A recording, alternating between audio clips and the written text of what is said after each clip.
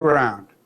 So, governors, let's give a warm welcome to the 46th President of the United States, President Joseph Biden. Thank you very much. Thank you, Andrew. I appreciate it a lot. Appreciate your friendship. Let me start by saying, guaranteed, if we're able to, we'll not only have you next year at this time for the Governor's Conference, but we'll have whatever food you want. We can go around each one of you. We just order individually. But all kidding aside, I'm anxious to see you. I wish you could all be here because it's much better. We all do better when we're able to look each other in the eye and know what we're talking about. But thank you. Some of you have been here in the meantime, but I hope to have the Governor's Conference here next year, God willing. You know, I've been talking to several of you quite a bit lately. And as you know, we've approved disaster declarations in Texas, Oklahoma, and Louisiana. In Texas, FEMA was already on the ground providing support for COVID-19 vaccination efforts, so they were able to move quickly to supply generators, food, blankets, and most importantly, water. And Governor Abbott, I don't want to ruin your reputation, but I look forward to coming down tomorrow to Houston to be with you. And I want you and the residents to know that we're here to provide the federal assistance you need to support your state, your local and tribal response efforts. And it's clear that even when the immediate crisis passes, there's going to be more work to be done to help constituents recover. And my administration will be there every step of the way with you because when people in this country need help, they're not Democrats or Republicans, they're all Americans. And people who need work, they're the people getting sick from COVID and people facing eviction, people going hungry, people struggling with opioid crisis, and people need broadband. They're not Democrats or Republicans, they're our fellow Americans. And I think the whole spirit of this Governor's Conference and our administration is changing the attitude a little bit about how we deal with one another. At least I hope so. As governors, you know this. You know that you have one job, and that's to deliver. You're on the front lines. I overuse that phrase, but it's hard to overuse it. And as the saying goes, you're the laboratories of democracy. Your challenges can prove to be lessons for everybody. Your successes can prove to be a model for everybody. The storms that hit the South were a painful reminder that so many of our challenges don't stop at our border of our states. They don't make distinctions based on how the state's made up. Today, I want to focus on two of those challenges that cross borders, COVID and the economy. You know better than I do.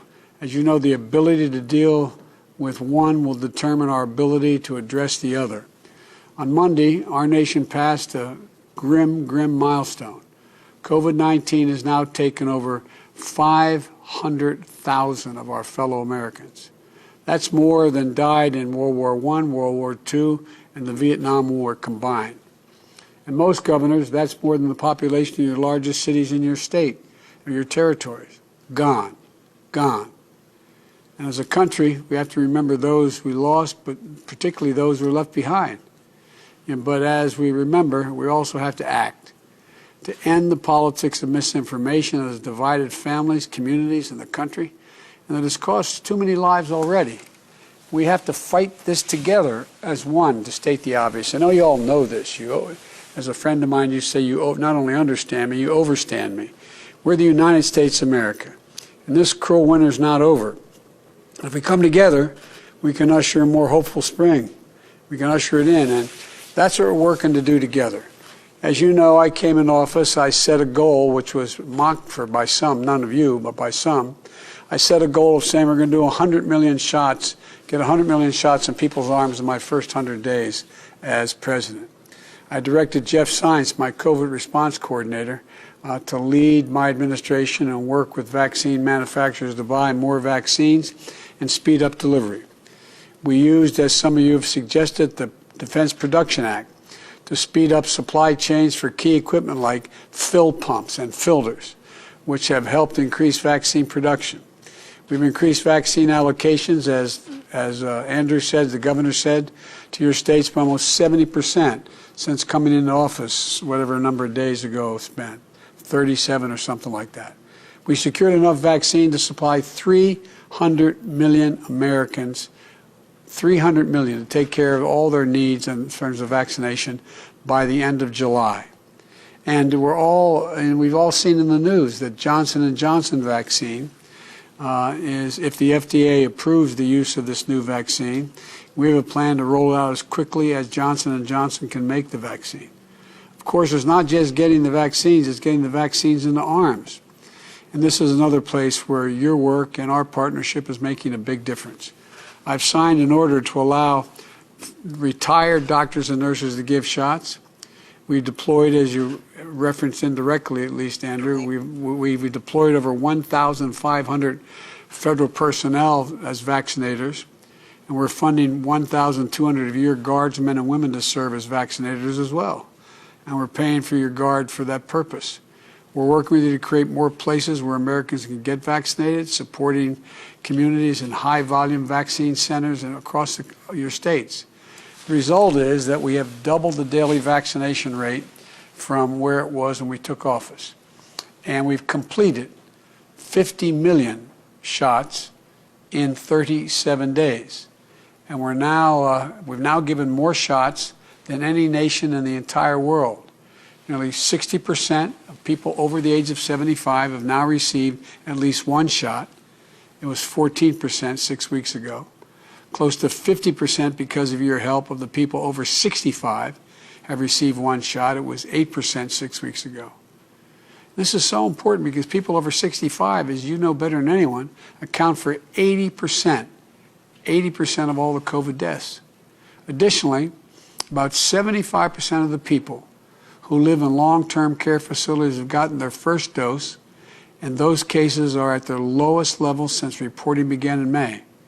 At the same time, we're also delivering more than 25 million masks. Ordered this last week, 25 million masks to over 60,000 food pantries, soup kitchens, community health centers, all across America, helping protect some of our nation's most vulnerable people. These are all necessary steps to helping the economy rebuild.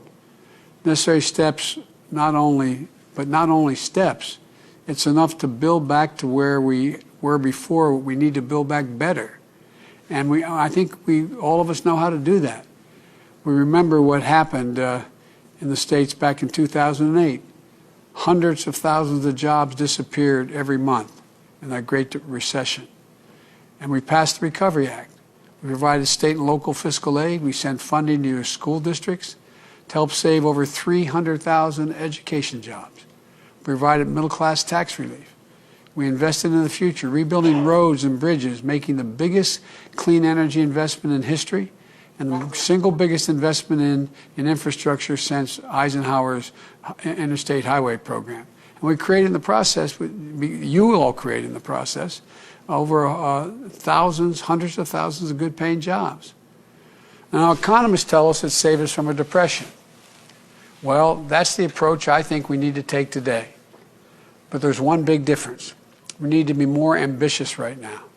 The greatest risk from all the major economists, from Wall Street to overseas to the major think tanks, is that we don't do enough of what is needed.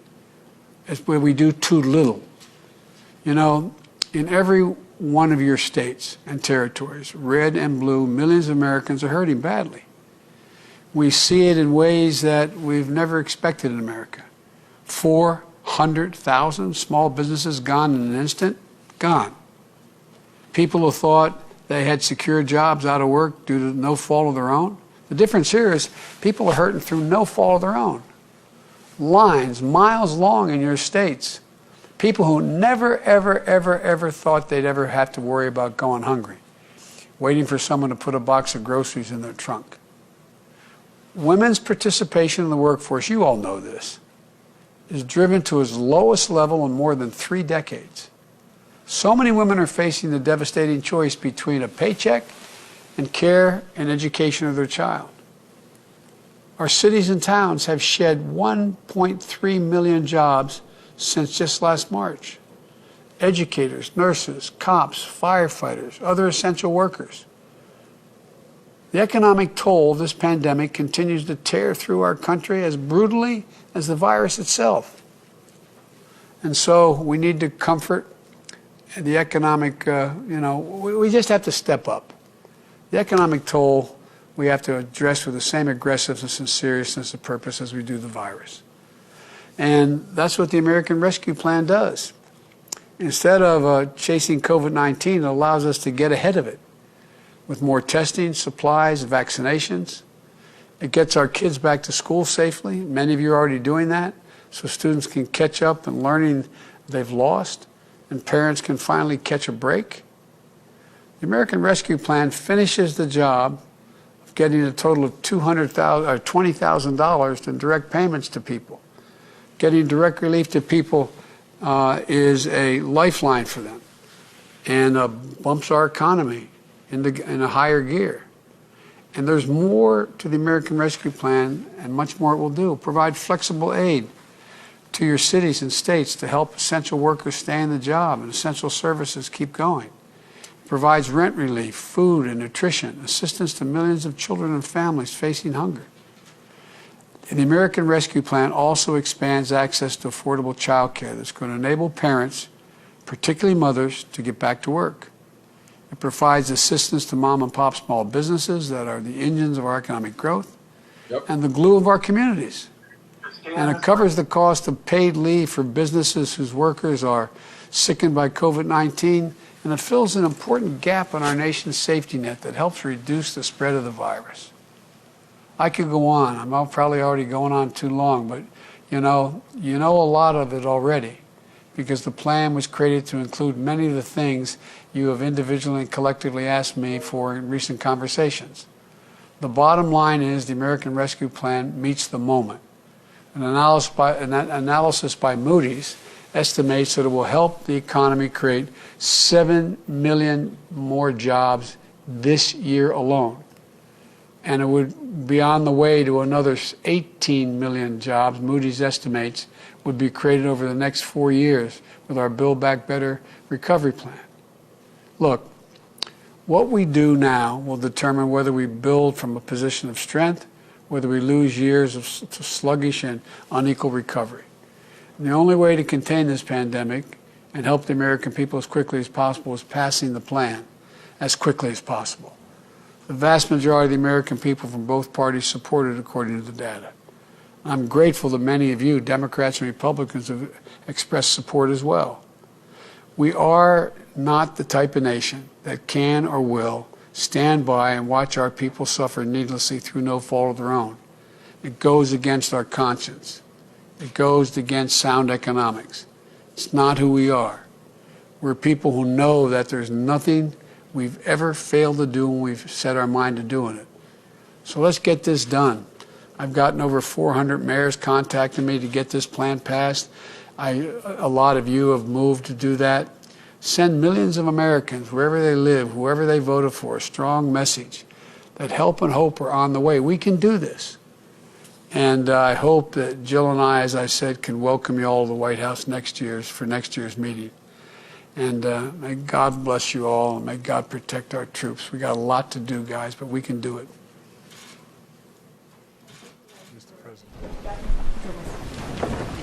Mr. President, quickly, Let's go. what did you talk to Sally Go about? Let's go. Thank you. Thanks, everyone. Was it a good call? Thank you. Yes. Go. Okay, what are we doing now? Am I taking questions? Are you waiting?